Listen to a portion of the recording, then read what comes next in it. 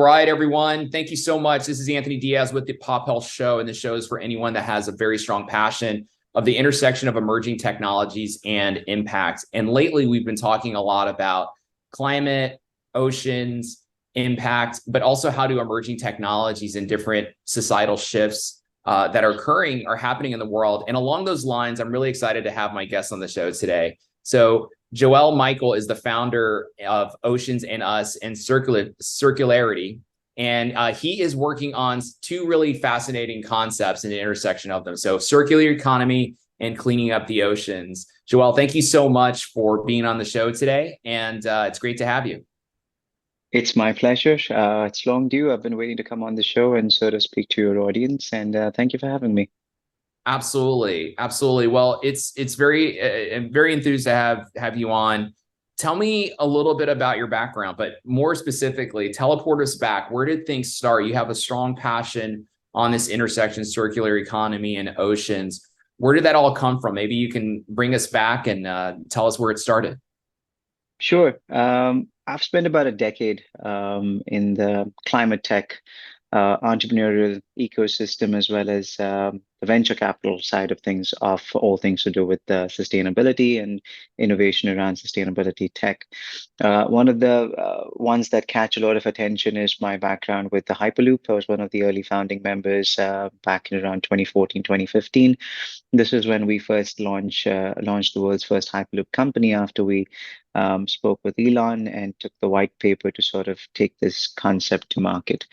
Now, while the world was very enthused with Hyperloop being this fast mobility mode of commute,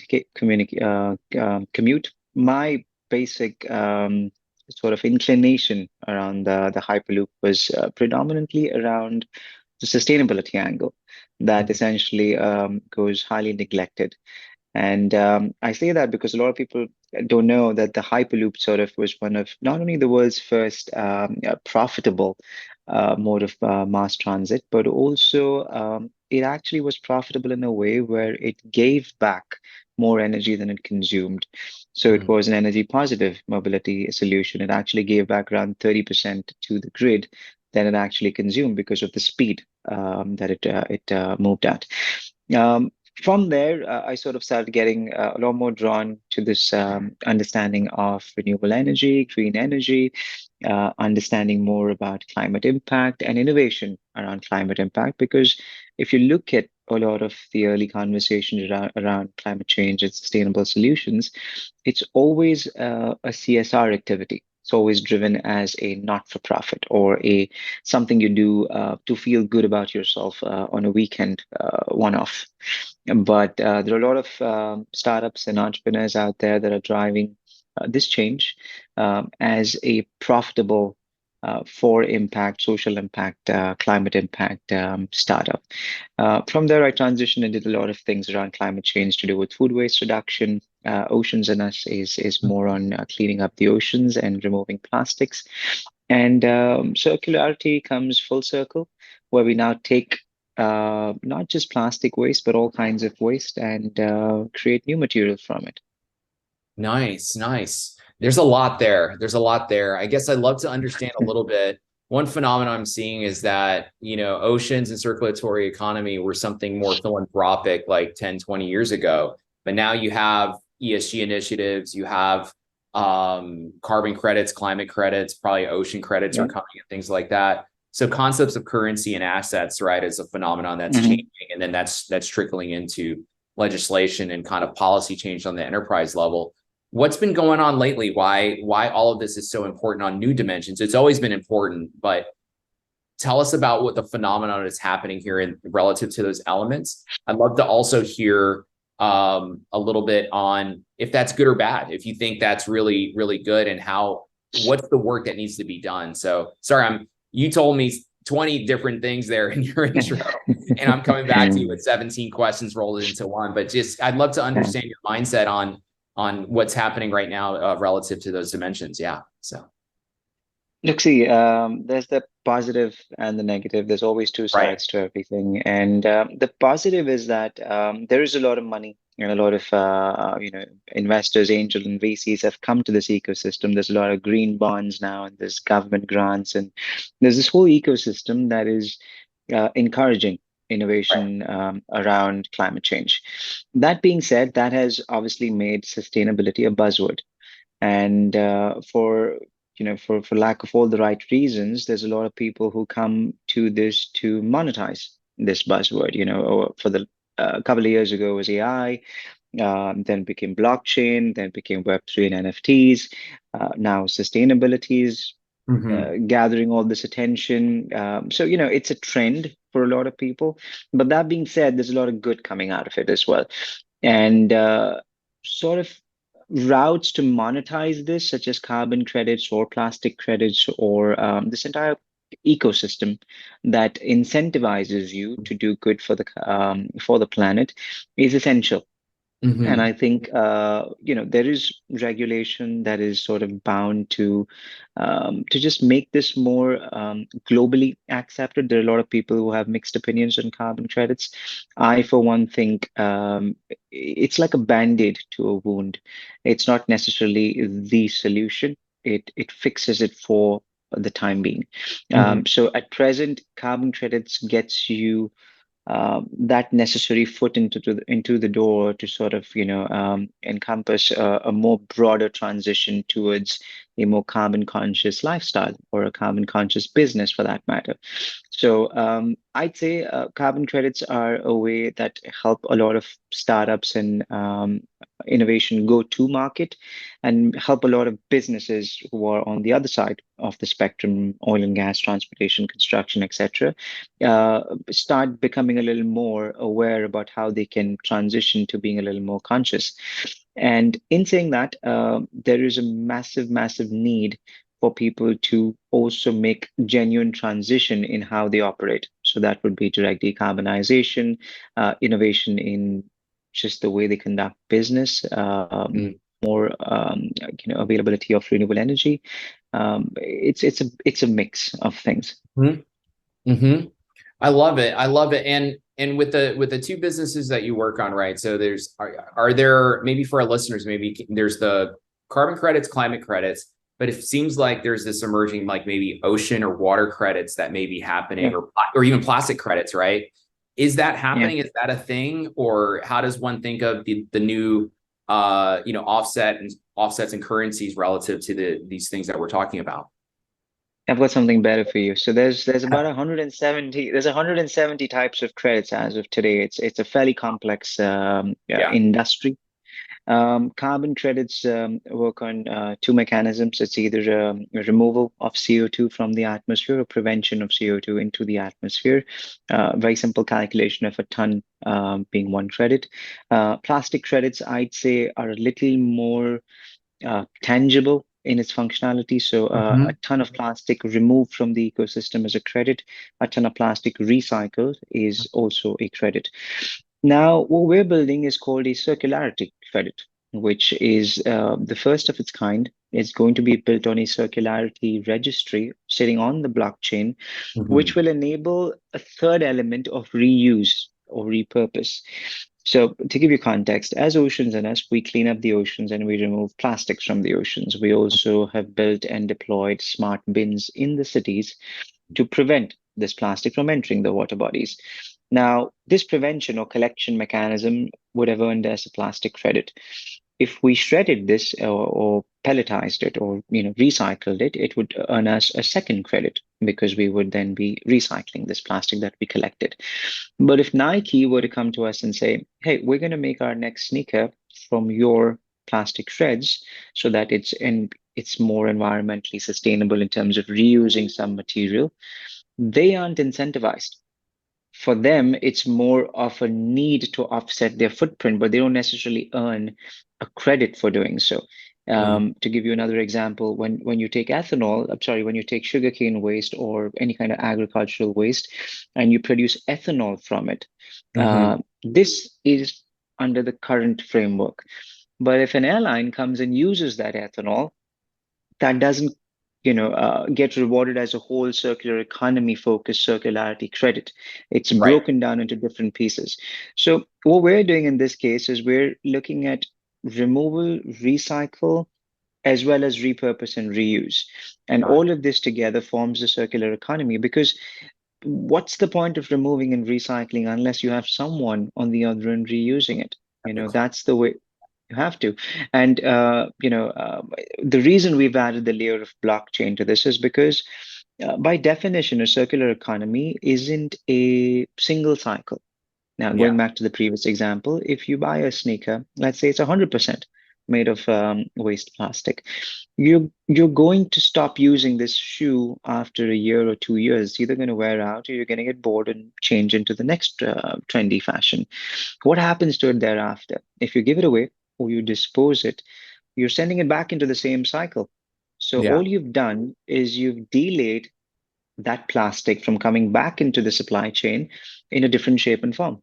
Hmm. So the idea is to keep it in an infinite loop. So through our registry, what happens is it's all tracked through IoT, through sensors, Hmm. through QR codes, depending on the type of product, and it's tracked and traced on the blockchain registry. So it's like your iPhone, you can trade in a current iPhone, yeah, for the latest one. You can trade in your car for a new car. You can do it with tellies as well.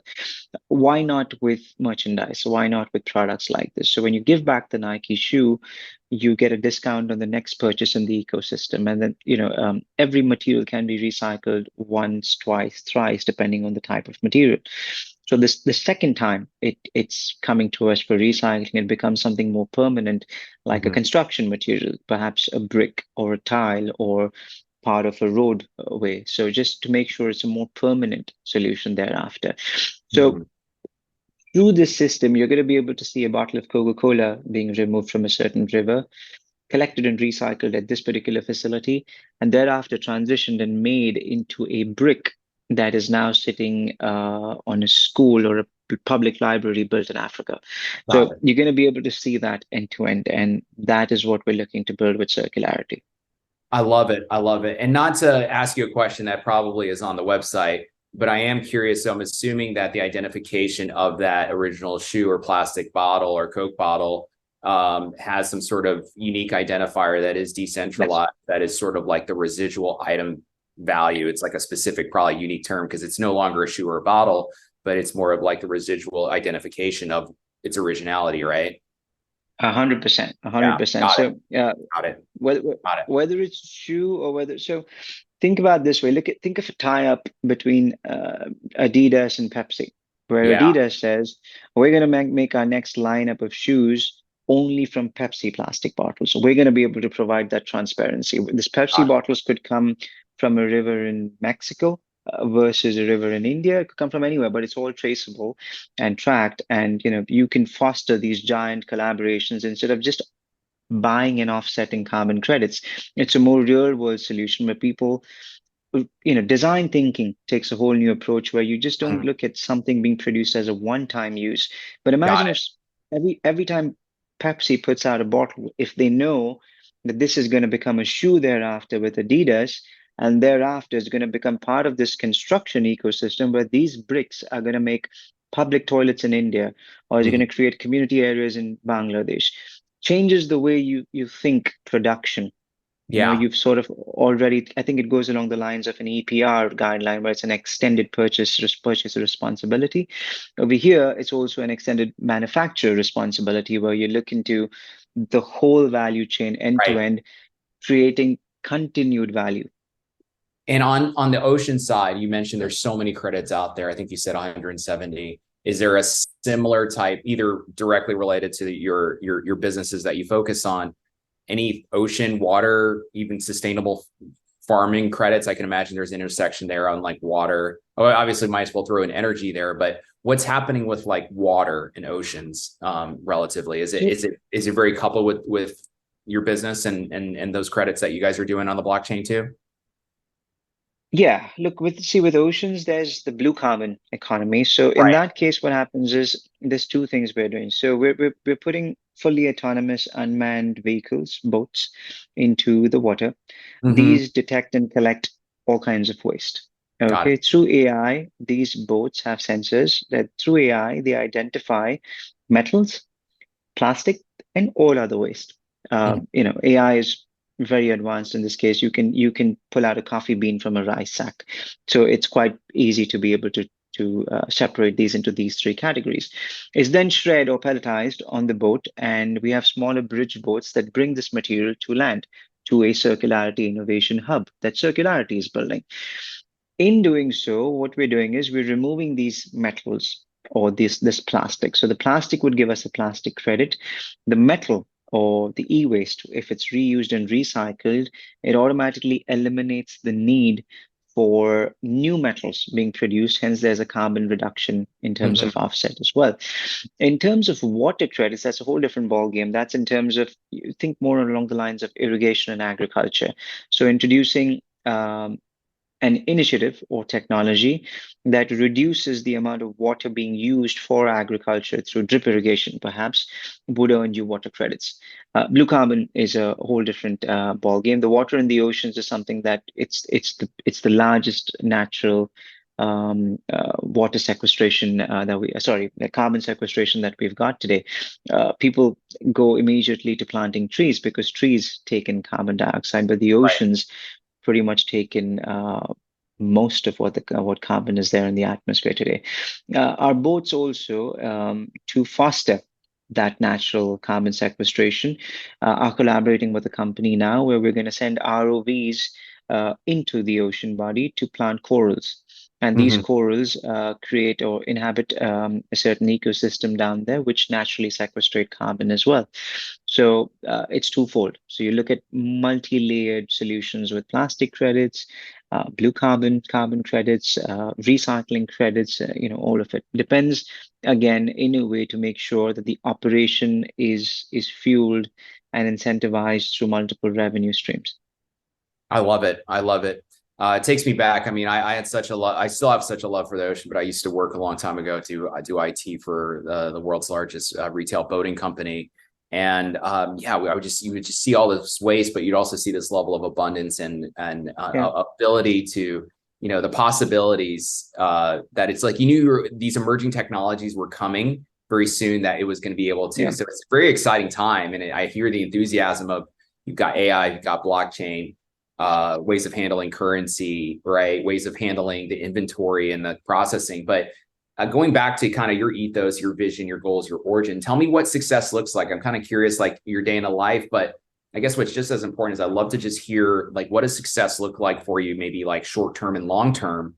And obviously we can hear, I can hear the ethos of why you're doing what you do. But tell me about what success looks like short term and long term. Yeah. Look, see, I'm a firm believer that whatever you do for the planet, at the end of the day, has to impact in a positive way the people, right? The reason we're saving the planet or trying to save the planet is to save people, ultimately, to save life. One of the statistics that stuck with me when I was in India a couple of months ago, India, being the largest population in the world, has 61% of the population still into agriculture, Mm-hmm. which makes it the largest agricultural population. Mm-hmm. And we have roughly around 300 farmer suicides per day, which is an alarming statistic for one to digest. And this is public information, so Right. who knows what the actual numbers are. But to me, none of all this matters when you've got that happening on a day-to-day basis. So for me, a short-term goal would be to make that impact. And we're doing that because through circularity, what we've done is there's a lot of companies right now who work on carbon credits and monetizing all these kinds of credits. But a dime never reaches the guy on the grassroots. It never reaches the farmer who's planting the agricultural crop for you to monetize the agricultural waste, for you to sequestrate the carbon. Why doesn't he deserve a dime of all the revenue that this is facilitating? So, in doing so, we've partnered with one of the largest banks in the country in India.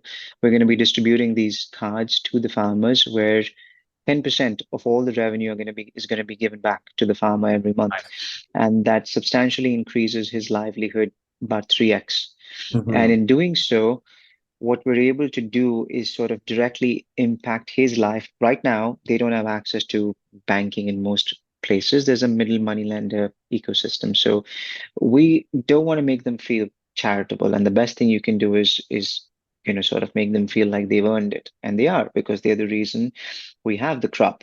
And it goes back to even the waste pickers or the rack pickers or the waste collectors. These guys, if they're collecting the plastic and they're cleaning up the beaches and they're cleaning up community areas, if a plastic credit earns you anywhere between $300 to $800, why don't they deserve 10% of that revenue? Why are they getting a minimum daily wage? Right. So that to us is our short-term goal.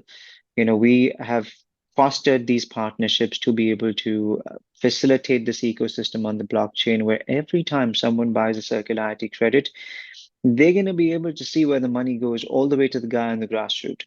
Yeah. And in doing so, we're not just going to say, here's the amount of tonnage of CO2 that we've sequestered or prevented. We're also, here's the number of lives we've positively impacted. Because Yeah. ultimately, all of this climate change movement is to ultimately save the planet, which is ultimately to save life. So why not do both in parallel? Wow. And that's what we're intending to do. And from a long-term perspective, we intend on having multiple circularity innovation hubs around the world, where look at all the waste from that respective city, municipality, etc., coming there. We bring in the best technologies from around the world to recycle and create new material from each type of waste, whether it's food waste, agriculture waste, e-waste, plastic waste, etc. So it's like a hub where, if you have a solution where you say, Joelle, I need 100 tons of plastic per day to be able to produce this construction material, then we help you set it up and we provide the raw material to you. We even get you a buyer for your Yeah. byproduct. So it's a way of fostering innovation and waste to be able to create new material which goes back in the ecosystem, all while bettering the lives of the guys working on the grassroots. Wow. No, this is phenomenal. This is great. It's really interesting to hear how it's broken down and how you want to give that back also in that value, because the circulatory side has so many dimensions to it, not just on the material and the item, but obviously on the Mhm. labor, the literal credit and the wage side, right? Is the biggest thing that I've never really seen anyone crack that yet. And so it does seem like it takes like almost like a nation state, etheric nation state type effort, right, to pull that off across the board. And then the nations and the enterprises in 100%. India will catch on, because then they have, a currency and a system to do so. To get to the future you want to see, what else needs to happen? What help do you need? What barriers need to be broken down to reach that future state? Look, at present, we've secured the first 50 acres of land in India to be able to build the first circularity innovation hub. India, because not because we are favorable to the country, but primarily just because we've got the need of the Uh-huh. hour is there. Waste is not just a cool thing to solve there. It's desperation, and desperation fuels the best kind of innovation. So that's where we're setting up the first hub. We've secured the partnership with the bank. We've collaborated with Peterson Control Union, the guys who write framework and policy for credits, to be able to create the circularity registry and the circularity credit. We've partnered with the state government. We're partnering with the waste picker community of India, which is around 400,000 waste pickers to begin with. We will sit on the largest farmer database in the world, because we're starting a pilot of about 1 million farmers soon, who will be given these cards. We've got about 6 to 7 different innovation companies that are willing to come and set these plants up to tackle food waste, agricultural waste, plastic waste, etc. So we're good to go. We're ready to go. We're currently at a point where we're raising our first round of investment, and we're looking to collaborate with as many governments, as many corporates, to be able to take their waste and do a shared revenue economy along with them. That's amazing. That's amazing. That's phenomenal. And then do you foresee the innovation hubs being something like do a variety of them across the world too as well, or not even? 100%, hundred Oh, percent, you do? a Okay. hundred percent, Awesome. a Yeah. 100%. Yeah. We're in talks with the governments in Tanzania and Ghana. Wow. We're looking at setting up an innovation hub in Dubai, the US and Texas. So hubs are scalable. hubs are going to be all around the world, wherever there is a need for, depending on whatever is the Sure. need there in terms of waste. We're also going to have an e-hub model where we integrate with, think of it as a work from home. You don't have to go and set up your office somewhere else. But if Yeah. you have the waste here and you have the solution here, we integrate that and just create a logistics ecosystem of supply chain. So we have two models of that sort. That's amazing. No, that's amazing. It's fascinating to hear about your background, what you're working on, and your vision of the future. And congratulations to all this success. I promise my last question's a simple one. When people want to learn about Oceans and Us and your other company, Circularity, I need to practice saying that, Circularity. It takes some What would be time. the best way? Yeah, what would be the best way to learn about both? Whether it's social media, and what's the best way to get in contact with you if one of our listeners or some of our listeners want to reach out? Awesome. Well, firstly, this podcast is great way of putting our message out. So thank you. I'm very active on LinkedIn. So if anybody wants to talk to me, they can reach out to me on LinkedIn directly, and I'll be quick to respond. They can always read more information on our website, which is oceansandus.com and circularityglobal.com. Both websites will have very, very interesting updates in the next 2 weeks. So stay tuned and please follow us on social media because we were very active in terms of posting all our announcements there. Great, great. Well, Joelle, this was And very, very refreshing and rewarding just to kind of talk about your story and what you're working on. It's pretty phenomenal, very well timed, very brilliant plan that you have, but most importantly, very passionate execution, which is really what this world needs in this space. So congratulations on leading the thank you. charge and leadership and execution to the space. And to our listeners, this is the Pop Health Show. This show is for anyone that has a super strong passion on the intersection of emerging technology and impact. Thank you so much, Joelle. This was great. Really appreciate it. Great to be here. Thanks, Anthony. Thank you. Thanks.